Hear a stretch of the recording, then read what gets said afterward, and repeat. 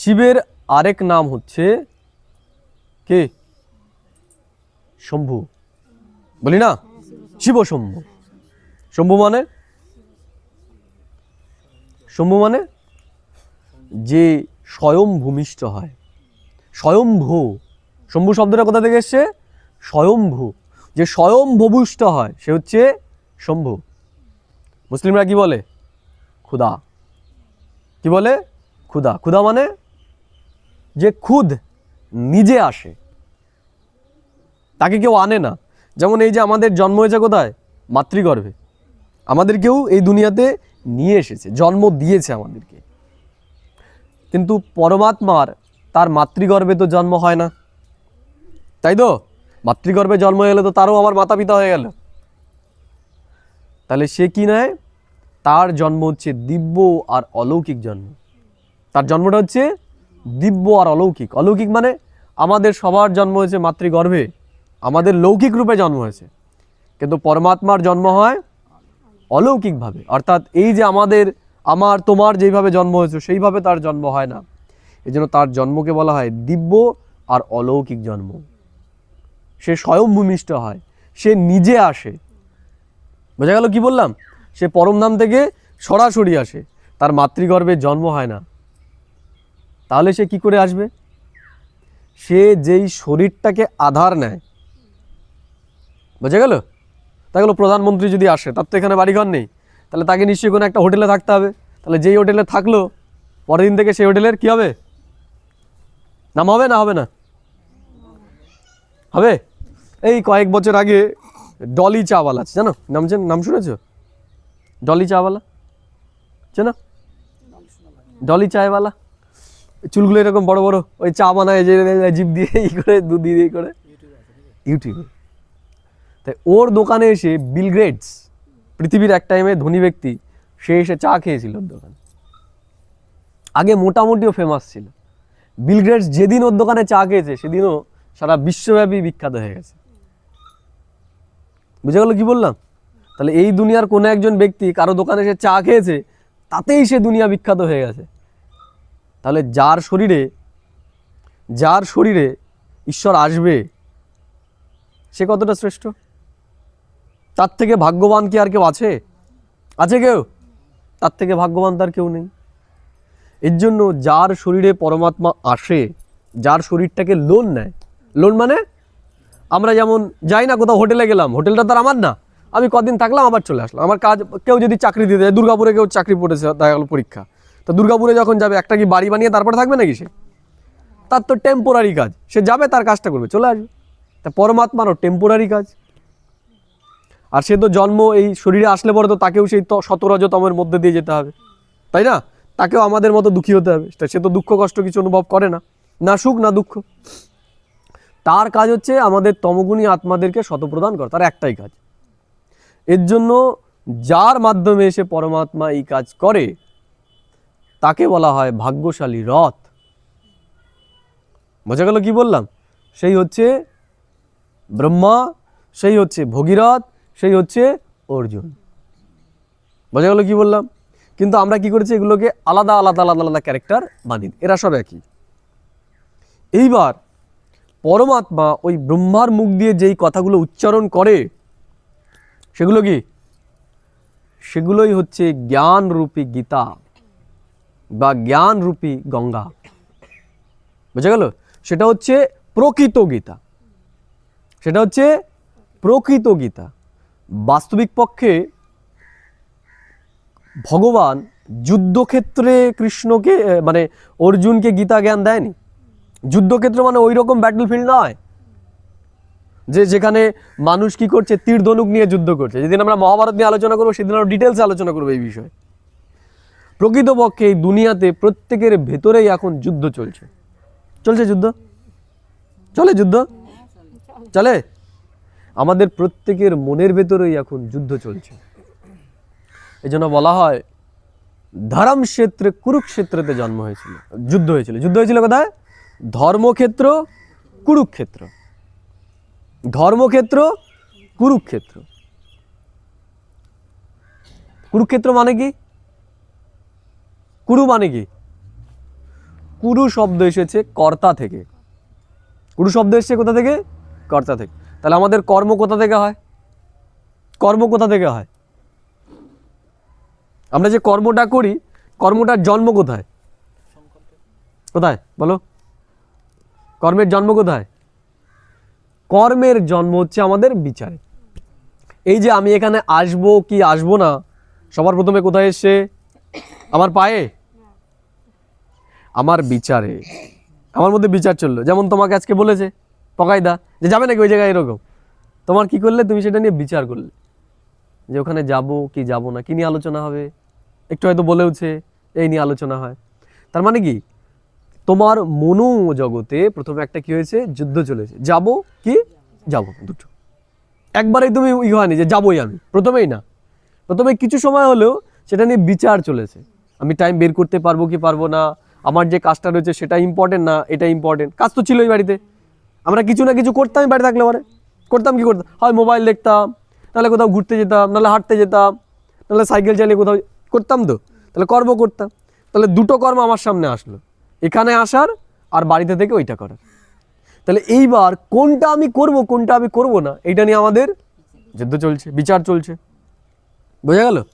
তাহলে ধর্মক্ষেত্র কুরুক্ষেত্র। এইবার আমাদের এই বিচারের এই জায়গায় ধর্মের সাথে অধর্মের যুদ্ধ চলছে। ধর্মের সাথে অধর্মের, ওই যেটা বললাম যে মানব সেই দানব হয়ে যায়, আবার সেই দেবতা হতে পারে। পার্থক্যটা কোথায়? বিচার। এই যে যার ভেতরে লোভ, লোভটা কোথায় আসে সবার প্রথমে? জিভে।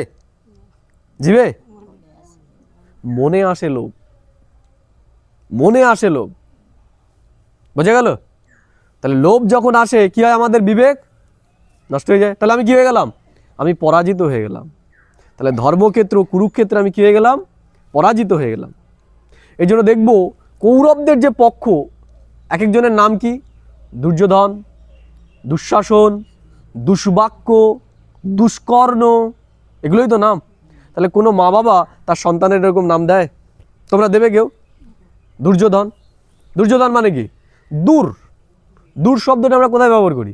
দূর, রিজেক্টেড, খারাপ, তাই না? দুঃশাসন, আমরা বলি না যে এখন সব দুঃশাসনের রাজত্ব চলছে। দুঃশাসন মানে কি? খারাপ। আর একটা বোন ছিল, নাম কি? দুঃশলা। দুঃশলা মানে যার চরিত্র খারাপ, তাই তো? তাহলে যদি আমরা দেখি যে এরা সবই হচ্ছে দূর, তাহলে এরাও কুরুবংশী ছিল, এরাও তো কুরুবংশী। পাণ্ডবরাও কুরুবংশী।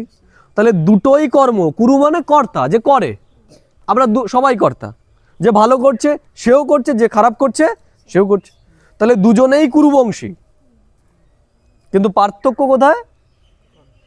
বুদ্ধিতে, বুদ্ধির পার্থক্য। কারো বিচার ভালো, কারো বিচার খারাপ। তাহলে অন্যদিকে কি রয়েছে? পাণ্ডব পক্ষ, অর্জুন, নকুল, সহদেব, তাই না? আর কে রয়েছে? রাজা যুধিষ্ঠির। রাজাকে যুধিষ্ঠির। যুধিষ্ঠির, যুধিষ্ঠিরকে, যুধিষ্ঠির হচ্ছে ধর্মরাজের সন্তান, তাই না? তাহলে আমরাও সারাদিনে যা কিছু করছি, আমাদের বিচারের ভেতরেও এই দুটো পক্ষ রয়েছে, যে আমরা ধর্মের আধারে কর্ম করব নাকি লোভের বশীভূত হয়ে করব। কি করছে মানুষ এখন? ধর্মের আধারে করছে নাকি? তাহলে সব কি পরাজিত না জয়ী? সব কর্মক্ষেত্রে সব পরাজিত। এর জন্য সবাই দুঃখী। কারণ যতক্ষণ আমরা ধর্মের পথে না চলবো ততক্ষণ সুখ আসবে না। কেন বলে না যে স্বধর্ম সুখদায়ী, পরধর্ম দুঃখদায়ী। তাহলে ধর্ম কোনটা? হিন্দু, মুসলিম, এগুলো? আত্মার যেটা ধর্ম, সততা। আমরা দেখি যখন আমরা কারো উপকার করি কেমন লাগে আমাদের ভেতরটা? কেমন দেখবে? ফুরফুর করে ফরিস্তা যেমন ওরে দেখায় না ডানা, তুমি দেখবে একবার, মানে তুমি ট্রেনে যাচ্ছ, কেউ দেখবে খুব অসুস্থ, কোনো একটা প্রেগনেন্ট মহিলা, তুমি কি করলে? তুমি না বসে তাকে বসিয়ে দিলে। কেমন লাগবে ভেতরে? দেখবে ভেতরে মনে হচ্ছে ডানা, আমি পরি হয়ে গেছি, ওপর থেকে উঠছি। আর মনে করো কারোর সাথে ঝগড়া করে সিটটা নিলে, বসলে, পাছায় আরাম লাগলো, কিন্তু মনের ভেতরে হবে? ওরকম উঠবো আমরা? বোঝা, পরেও আমাদের আফসোস হবে, ইস কেন বললাম, ওইটুকু দাঁড়িয়ে গেলে কি হতো। তার মানে এই যে যেটা আমাকে উড়তে সহযোগিতা করছে এটা হচ্ছে আত্মার স্বধর্ম, আর যেটা করে আমি ভারী ফিল করছি সেটা হচ্ছে অধর্ম। বর্তমানে মানুষ সবাই কি ভারী না হালকা? সব ভারী। সবার মাথার উপর মনে হচ্ছে যে পাহাড় বসিয়ে রেখেছে। কেন? কারণ আমি অধর্ম করেছি, সেটা জানতে বা অজান্তে। বোঝা গেল কি বললাম? তাহলে ওখানে যে যুদ্ধ দেখিয়েছে সেটা ওই যুদ্ধ নয়, সেটা হচ্ছে এই মনোজগতের যুদ্ধটাকে দেখিয়েছে। তাহলে ঈশ্বর এসে কি করে? ঈশ্বর এসে এই যুদ্ধকে আমরা কি করে বিজয়ী হব সেই পথটা সে আমাদেরকে দেখায়। বোঝা গেল? তাহলে এই আমাদের মনোজগতই হচ্ছে প্রকৃতপক্ষে ধর্মক্ষেত্র, কুরুক্ষেত্র। সেটা আমরা যখন মহাভারত নিয়ে আলোচনা করব ডিটেলসে, তখন আমরা আলোচনা করব যে কোনটা সত্য। আমরা শুধু এইটুকু জেনে রাখি। তাহলে আমাদের এই যে মনরূপী ক্ষেত্র, এটাই হচ্ছে প্রকৃতপক্ষে কুরুক্ষেত্র। এখানে যেটা আমি সিদ্ধান্ত নেব সেটাই আমার কর্মে আসবে, আর যেটা আমার কর্মে আসবে সেটার আধারে আমাদের চরিত্র নির্মাণ হবে এবং আমাদের জীবনটা সেই রকমই হবে, মানব বা দানব বা দেবতা। বোঝা গেল কি বললাম? তাহলে আজকে আমরা জানবো অর্জুন সম্পর্কে, ভাগীরথ সম্পর্কে, আর হচ্ছে ব্রহ্মা সম্পর্কে। ঠিক আছে? আগের দিন আমরা একটু আলোচনা করতে গিয়ে দেখেছিলাম ঈশ্বর কোন যুগে আসবে? সত্য, ত্রেতা, দ্বাপর না কলিযুগে? এটা বলুক, এটা জানেন, এদের কাছ থেকে শুনুন, তোমার কাছ থেকে লাস্টে শুনুন, এরা যখন পারবে না তখন বলো। ঈশ্বর সত্য যুগে আসবে? ঈশ্বরকে আমরা সুখের সময় ডাকি? ডাকি না তো। ঈশ্বরকে আমরা দুঃখের সময় ডাকি। আর ঈশ্বর তো কোনো কিছু ভোগ করে না। সত্য যুগে আসলে তো ভোগ শুধু, ওখানে তো কোনো কাজ নেই, তাই না? কাজ কোথায়? কাজ তো কলিযুগে। কলিযুগের পর কোন যুগ আসবে? সত্যযুগ। তাহলে এই কলিযুগকে পরিবর্তন করাই তো সব থেকে বড় কাজ। তাহলে ঈশ্বর কখন আসবে? কলিযুগেই আসবে, কলিযুগের একদম শেষের মুহূর্তে। তাই না? আমরা দেখি এই পারে আমরা দাঁড়িয়ে রয়েছি, তাহলে ওই পারে যেতে হবে। তাহলে ঈশ্বর এসে কি করবে? আমাদের এই পার থেকে টেনে নিয়ে ওই পারে নিয়ে। তাহলে ঈশ্বর আসবে কলিযুগে। তাহলে কলিযুগের কোনো মানুষকেই তাকে মাধ্যম বানাতে হবে, নাকি সত্যযুগ থেকে টেনে নিয়ে আসবে কাউকে? সত্যযুগ তো নেই। তাহলে এই কলিযুগের থেকেই কাউকে একজনকে বেছে বের করতে হবে। তাহলে তাকে দেখতে কেমন হবে? আমাদের মতন হবে নাকি চারটে মাথাযুক্ত লোক হবে? কি হবে? তাকে দেখতে আমাদের মতনই হবে, আমাদের মতনই সাধারণ মানুষ সে হবে। বোঝা গেল কি বললাম? এর জন্যই তো সবাই তাকে মেনে নিতে পারে না, চিনতে পারে না, আমাদের মতনই মানুষ। বোঝা গেল কি বললাম? তাহলে এই আমাদের মধ্যে থেকেই কোনো একজনকে সে বেছে নেবে। যাকে বাঁচবে তার পেছনেও কারণ আছে, সেগুলো আমরা পরে জানবো। যে একেই কেন করলো, আমাকে তোমাকে কেন করলো না, একেই কেন করলো সেটা আমরা দেখব। বা এই যে এখানে যারা শুনছে, আমরাই শুনছি কেন? এই পাড়াতে তো অনেক লোক আছে, তারা শুনছে না কেন? তারা আসলে পরে এখানে বসতে পারবে না বেশিক্ষণ। এনে দেখো, তারা যদি বসতে পারে 10 মিনিটের বেশি, আমি এখান থেকে চলে যাব। বসতেই পারবে না তারা, বুঝতেই পারবে না তারা 10 মিনিটের 15 মিনিটের বেশি।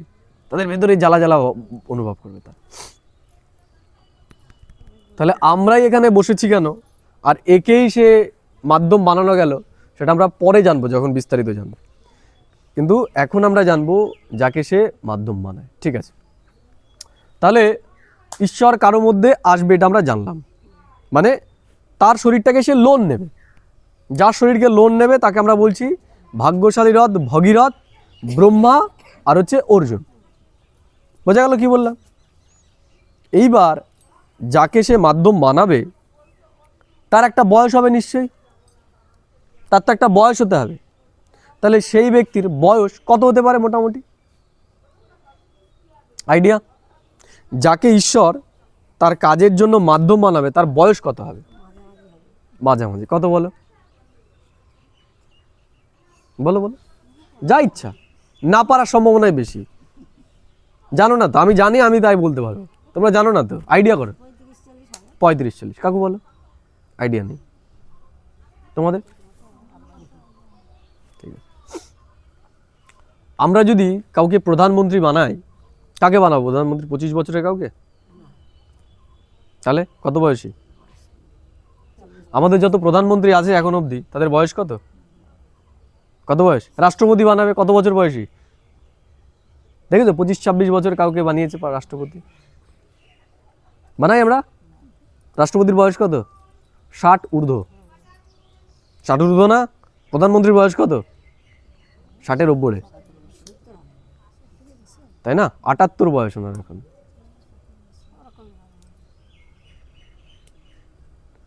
তাহলে আমরা দেখছি যে আমরা প্রধানমন্ত্রী করছি কাকে? ম্যাক্সিমাম দেশের, মানে খুব কম দেশের দেখতে পাবে যেখানকার প্রধানমন্ত্রী 60-এর নিচে। চীনের প্রধানমন্ত্রীর বয়স কত? তারও 60 ঊর্ধ্ব। পুতিনের বয়স কত? 60 ঊর্ধ্ব। ট্রাম্পের বয়স কত? 60 ঊর্ধ্ব। নরেন্দ্র মোদীর বয়স কত? 60 ঊর্ধ্ব। আমাদের পাশেই রয়েছে ইমরান খান, ছিল 60 ঊর্ধ্ব।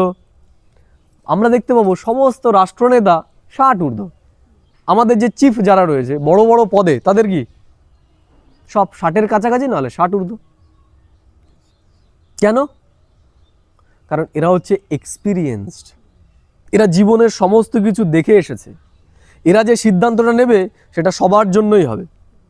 একটা ব্যাচেলার কাউকে যদি বানায় যার 25-26 বছর, সে বৃদ্ধদের দেখেনি তাদের জীবন, তাহলে সে যদি নেয়, সেই যতটা জীবন অতিক্রম করেছে তাদের জন্যই সে দিতে পারবে। কিন্তু 60 যার হয়ে গেছে, সে সব দেখেছে। সে শৈশব দেখেছে, যৌবন দেখেছে, কৈশোর দেখেছে, বৃদ্ধাবস্থাকেও সে দেখছে। বুঝা গেল? তাহলে এই দুনিয়ার মানুষ যদি 60 ঊর্ধ্ব ব্যক্তিকে চুজ করে, ঈশ্বর কি করবে? ঈশ্বরও 60 ঊর্ধ্ব ব্যক্তিকেই চুজ করে।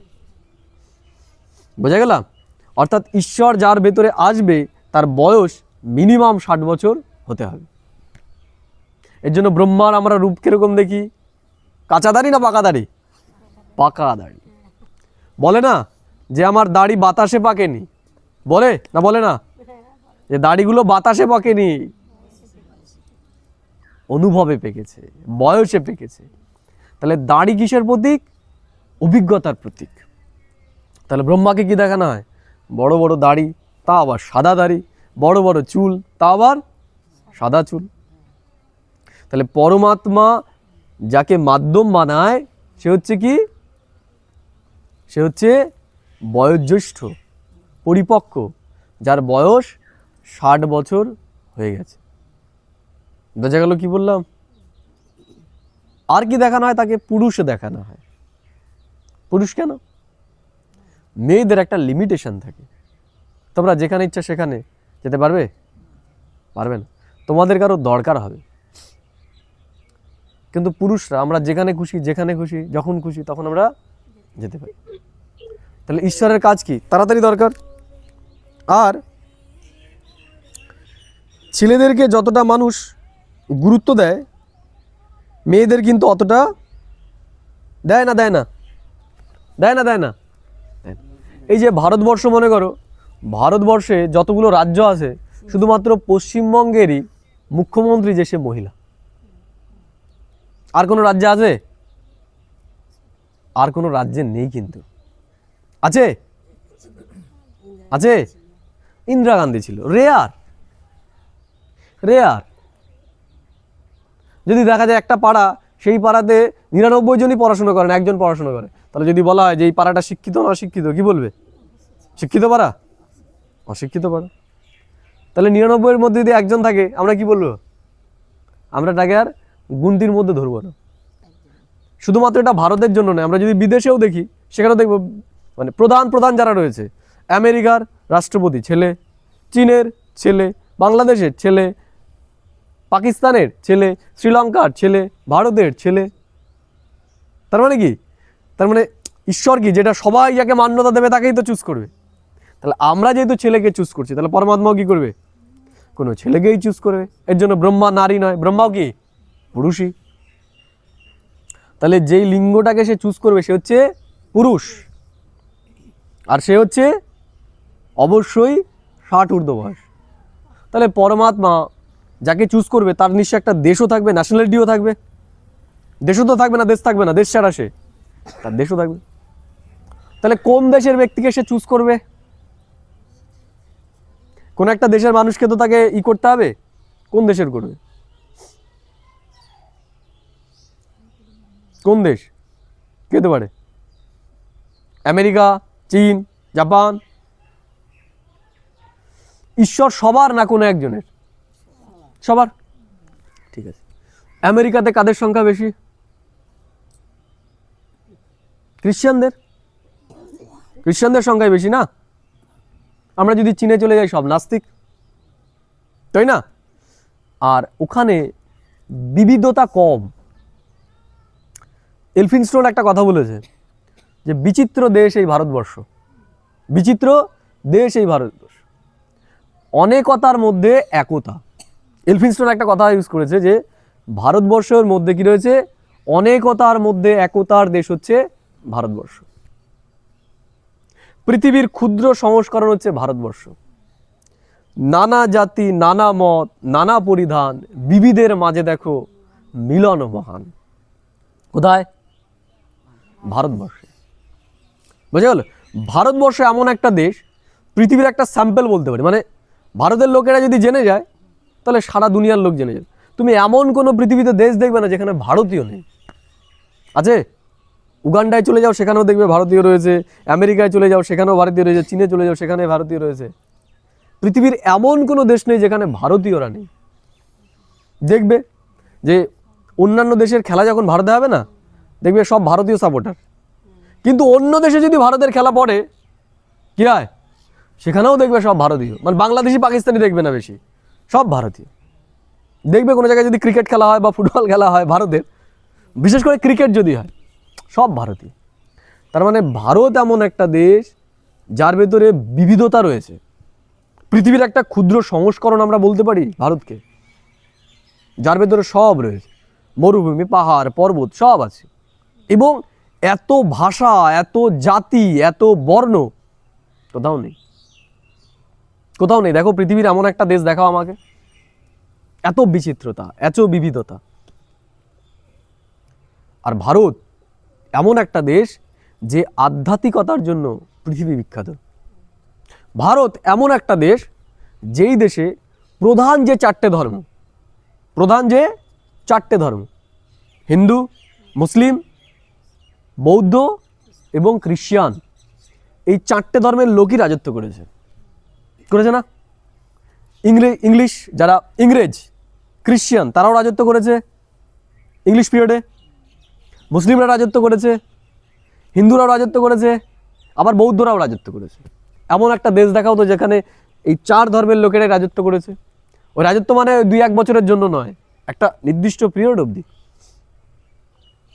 ভারত এমন একটা দেশ যে পৃথিবীর সমস্ত ধর্মকে প্রতিপালিত করেছে। বুঝে গেল?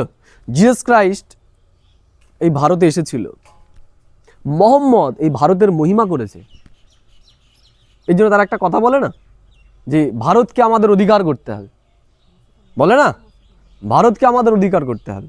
আমি শব্দগুলো ইউজ করছি না, অনেক অনেক রকমভাবে নিতে পারে। আমরা দেখব বৌদ্ধ ধর্মের উৎপত্তি কোথা থেকে? এই ভারত থেকে। হিন্দুত্বর উৎপত্তি ভারত থেকে। তার মানে সমস্ত কিছুর জন্মদাতা আমরা যদি বলি সেটা হচ্ছে ভারত। বোঝা গেল? তাহলে ঈশ্বর যদি আসে কোথায় আসবে? এই ভারতেই আসবে। জ্ঞান, বিজ্ঞান আমরা যা বলি সমস্ত কিছুর পীঠস্থান ছিল এই ভারত। ধন সম্পত্তির মূল খাজানাই ছিল ভারত। সমস্ত ধর্মের লোকেরাই এখান থেকে অর্থ নিয়ে গেছে, সে মুসলিমরা হোক, খ্রিস্টানরা হোক, বৌদ্ধরা হোক, সবাই। ভারত এমন একটা দেশ পৃথিবীতে একমাত্র তার ক্ষেত্রেই মা শব্দটা ব্যবহার করা হয়। ভারত মাতা, ভারত মাতা। অন্য কোনো দেশকে বলা হয়? অন্য কোনো দেশকে মাতা বলে সম্বোধন করা হয়। মাতা কি? মাতা হচ্ছে জন্মদাত্রী হয়। কারণ এই পৃথিবীর সমস্ত কিছু নির্ভর করছে এই ভারতের ওপর। বোঝা গেল? তাহলে ঈশ্বর আসবে কোথায়? এই ভারতেই আসবে, এই ভারতেই আসবে। এর জন্য ভারতের মানুষের মধ্যে যে ভক্তি সেটা পৃথিবীর আর কোথাও দেখা যায় না। এর জন্য ঈশ্বর বলে যে এই ভারতের লোকেরা একসময় সব থেকে উঁচু ছিল। উদাহরণ সমুদ্রগুপ্ত, উদাহরণ চন্দ্রগুপ্ত, উদাহরণ অশোক, আর্যভট্ট, তাই না? এই ভারতের লোকেরা সর্বশ্রেষ্ঠ ছিল। এগুলো তো বলছি আমি দ্রাপর অবধি। আর তার আগে যারা ছিল তাদের সম্পর্কে তো এখনো বলিনি, জানাইনি তোমাদের তার আগে কারা ছিল। সেগুলো জানলে তো আমরা অবাক হয়ে যাব। ভারত এমন একটা দেশ যেটা ক্রমেই সংকীর্ণ হয়েছে। আমাদের যেটুকু জানা ভারতবর্ষের ম্যাপ, কোন অবধি ছিল ভারত? ভারত ছিল আফগানিস্তান, ইরাক, অবধি, এদিকে ইন্দোনেশিয়া অবধি, কম্বোডিয়া অবধি, বোঝা গেল? এদিকে চীনের অংশ, তিব্বত ভারতের অংশ ছিল। তাহলে ভারত আস্তে আস্তে আস্তে আস্তে কী হয়েছে? সংকীর্ণ হয়েছে। কারণ ভারত একটা সময় বৃহৎ ভূখণ্ড ছিল। সেগুলো আমরা পরে আলোচনা করব। তাহলে ঈশ্বর ভারতেই আসবে, ঈশ্বর পুরুষের ভেতরেই আসবে। যার ভেতরে আসবে তার বয়স অবশ্যই হতে হবে কত? 60 বছর।